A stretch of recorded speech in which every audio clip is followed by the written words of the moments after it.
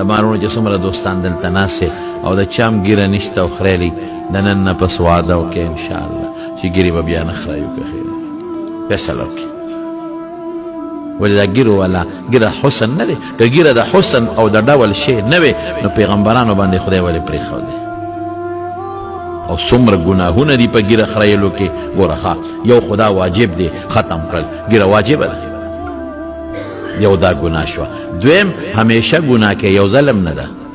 روزانه نه په دویم ورځې خرې نو یو ځل سړی ګناه وکړي دا ته همیشه ګناه کې دوه شو دریم ښکاره ګناه ده پټم نه ده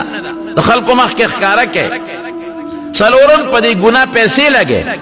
یا په نی باندې خره یا په بلیډ باندې خو پیسې لري پې لګي او پنځم څه دا ښځو سره تشبیه پکې راځي د ښځو تشبیه لوی جرم او ګناه ده او شپږم د انګریزانو سره تشبیه راځي هغې